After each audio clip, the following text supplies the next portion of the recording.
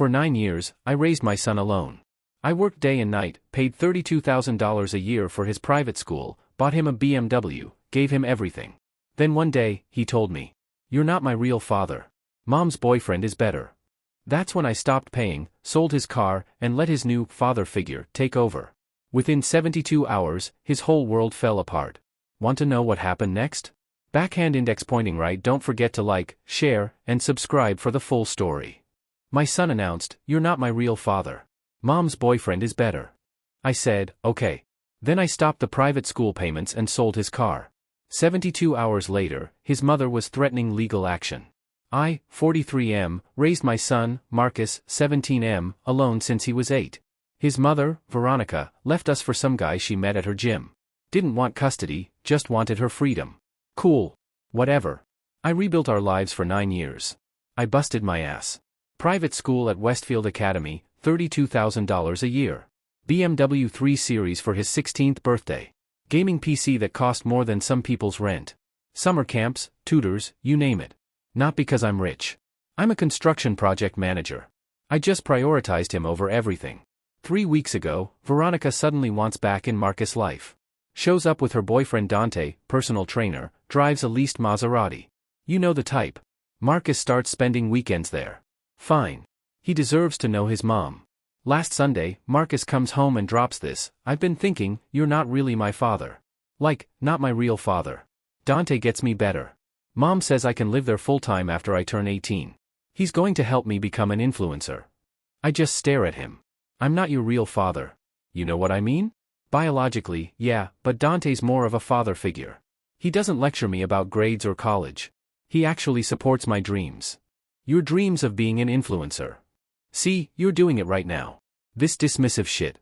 Dante says I have natural charisma. I nodded slowly. Okay. If I'm not your real father, then I have no real obligations. I'll stop the private school payments tomorrow. Your car is going back to the dealer since it's in my name. Your college fund? Well, that's for my son. And apparently, that's not you. The color drained from his face. Dad, wait. It's Marcus, I corrected. Or sir, since I'm not your real father. That was Sunday. By Wednesday, shit had hit every possible fan. Update 1. Let me update y'all on the spectacular meltdown happening. Monday morning, I called Westfield Academy, explained I was withdrawing financial support effective immediately. They gave Marcus 5 days to find alternative funding, or he's out. Then I listed the BMW on Carvana. Got $28,000. Decent for a year-old car.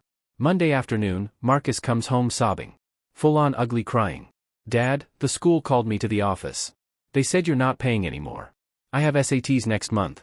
I can't switch schools now. Talk to your real father figure about it. This is insane. You're ruining my life over one comment." "One comment? You said I'm not your real father. Real fathers pay for school.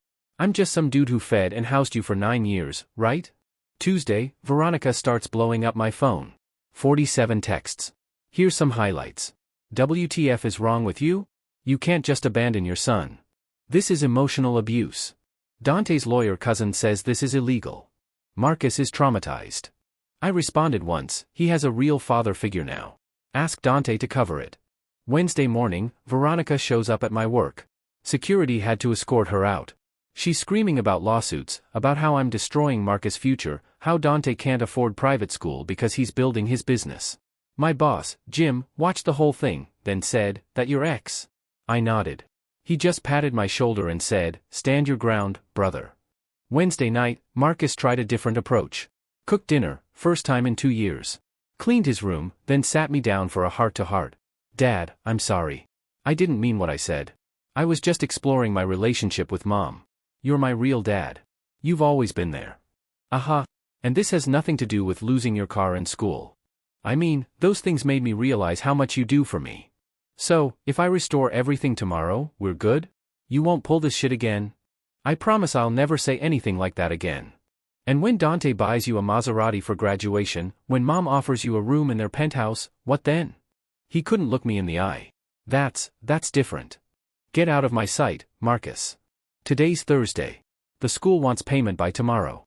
Marcus has been alternating between rage, tears, and love bombing. Veronica's threatened legal action 6 times. She apparently blocked Dante's number after he asked her for $32,000. I'm sitting here with a beer, looking at Marcus' college fund statement, $127,000. Wondering if I should use it for that motorcycle I've always wanted. More updates coming. This is far from over. Update 2. Buckle up, because this week has been wild. Friday, deadline day. Marcus stayed home, sick, from school.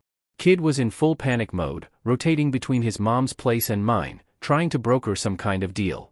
Around noon, Veronica shows up with her sister Gabriella and, I shit you not, Dante's mother, Rosa. Rosa is this 65-year-old woman who apparently thinks her son walks on water. She starts lecturing me about family values. In our family, we don't abandon children over words. My Dante would never. Your Dante told my son he'd be a better father but won't pay for his school. Sounds like he's great at talking, but not much else. Gabriella jumps in, you're being petty. Marcus is a child. He made one mistake. He's 17. In 8 months, he's an adult. Old enough to say I'm not his real father. Old enough to deal with consequences. Veronica tries the tears, please. His friends are at Westfield. His whole life is there. You're destroying his senior year. No, Marcus destroyed it when he decided Dante was his real father figure. I'm just adjusting my financial priorities accordingly. Then Dante himself shows up. This moron rolls up in his Maserati, wearing a tank top in 50 degrees weather. Bro, we need to talk man to man. Sure. You got $32,000? Listen, what Marcus said was out of pocket, but you're taking it too personal. Kids say dumb shit. And adults deal with consequences. You wanted to be his father figure. Congrats. Figure out his tuition. I'm building my brand, bro. I got 3 fitness clients and then you can't afford to be anyone's father figure. Leave my property. Saturday morning, Marcus goes nuclear. Posts on Instagram about how I'm an abusive narcissist who can't handle rejection. Tags extended family, my coworkers, everyone he knows. The post goes semi-viral in our area, 1,200 likes, 300 plus comments. Most comments actually roasted him. Bro said he wasn't his real dad and expected the bank to stay open. Fuck around and find out Hall of Fame. Team Dad. Kid thought he was slick. But Veronica's friends and family came out swinging. My phone was blowing up with messages calling me heartless, saying I'm traumatizing a child, that I should be ashamed. My brother Carlos texts, saw Marcus post. Want me to comment? Me, nah, let him cook. By the way, I'm unfollowing him. Kid's an ungrateful punk. Sunday, yesterday, the real comedy begins. Marcus gets officially withdrawn from Westfield, has to enroll in public school for senior year. It's actually a decent school, but to him, it's like being sent to prison. He barges into my room at 7 a.m., I have to go to Jefferson High. Do you know what kids from Westfield call Jefferson? Juvenile Hall High. Sounds like a personal problem. I won't get into Columbia now. My whole academic record is ruined. Talk to Dante. Maybe he knows someone in admissions. Stop saying that. You're my father. Nah, I'm just some guy you're biologically related to. Your words. But here's where it gets really good. Sunday afternoon, I get a call from my lawyer friend, Keith. Veronica actually tried to file some kind of emergency custody modification, claiming I'm financially abusing Marcus. Keith's laughing his ass off, she wants the court to force you to pay private school tuition. Judge looked at the filing and said, ma'am, your son is 17, and private school isn't a necessity. Case dismissed. Last night, around 11 p.m., Marcus leaves a note under my door. Dad, I fucked up. I know I fucked up. Mom and Dante have been filling my head with stuff about how you're holding me back, how you're too strict, how I could be more without your rules. I believed them because I'm an idiot. I see now that Dante can't even afford his own car lease. Mom lives in a 1-bedroom apartment. They sold me dreams they can't afford. I'm not asking for Westfield back. I know that bridge is burned. I'm just asking for you to be my dad again. The real one. The only one. Marcus. I kept the note, still thinking about my response. This morning, Veronica sent one final text, you won. Hope you're happy. Marcus cried all night. I responded, I didn't win anything. I just stopped losing. We'll update after I figure out how to handle the note. Your boy needs another beer. Update 3. Last update. And holy hell, what a ride. So, after the note, I let Marcus stew for a couple of days. Kid was walking around like a ghost, barely eating, coming straight home from his new school. No Instagram posts, even cleaned the kitchen without being asked. That's when I knew he was desperate. Wednesday, I finally sat him down. Let's talk about your note. He immediately starts crying. Not the manipulative tears from before. Real ugly snot bubble crying. Dad, I'm so sorry. I ruined everything. I'm so fucking stupid. You're not stupid. You got played by two adults who should have known better. I just wanted to know my mom, and she made it sound like you were the bad guy. Like you were the reason she left. Your mom left because she met Dante at the gym and decided being a mother was too boring. That's it. No deep story. She said you were controlling, that you wouldn't let her pursue her dreams. Her dream was to be a fitness influencer. She had 200 followers and spent our mortgage money on supplements she never sold. But sure, I was the problem. Thursday, shit got nuclear. Apparently, Dante got arrested. Turns out Mr. Maserati was running a supplement scam, selling fake pre-workout as pharmaceutical grade to his clients. One of them ended up in the hospital. Cops found $50,000 worth of counterfeit products in his apartment. Veronica calls me screaming, "This is your fault. If you hadn't been so petty about Marcus, I wouldn't have pressured Dante about money. He only did this because I was stressing him." So, your boyfriend commits fraud, and it's my fault? Olympic-level gymnastics there, Veronica. I need money for his bail. I laughed so hard I nearly dropped my phone. Ask his mother. She seems to think he's perfect. Friday was senior skip day at Jefferson High, but Marcus went anyway. Came home and said, "It's actually not that bad. The kids are more real, less pretentious. This one girl, Maya, she's in my AP Calc class. She's really smart." Yeah? She said she saw my Instagram post, told me I was an entitled shit who deserved what I got. Sounds like a smart girl. I think I like her. Focus on graduation first, Romeo. Saturday, the doorbell rings at 8 a.m. It's Rosa, Dante's mom, and Gabriella, Veronica's sister, with Veronica. They want to make peace. I'm standing there in boxers and a robe, coffee in hand, already over this shit. Rosa starts, "My son is in jail because of this situation. You've destroyed 2 families. Your son is in jail because he's a criminal. That's on him. Marcus needs stability. You should at least give him his car back. I'll buy him a used Honda when he graduates. If he graduates with over a 3.5 GPA. Veronica, looking like she hasn't slept in days, please. I know I fucked up. I know I said horrible things, but Marcus shouldn't suffer because I'm an idiot." You're right. He shouldn't. That's why he suffered, because he's an idiot. He made his choice. He's a child who's about to be an adult. Better he learns now that words have consequences. They left after more screaming. Veronica's now living with Gabriella since Dante's apartment is a crime scene. Poetic.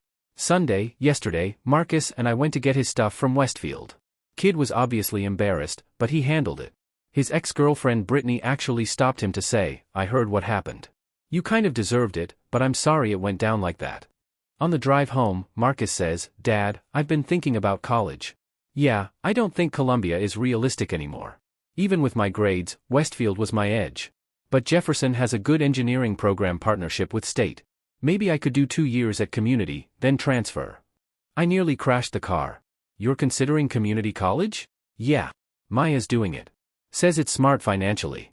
Her parents make good money but have 3 kids. She's paying her own way. This Maya sounds like good people. Can I still use my college fund for State or community? That money is for your education. Always was.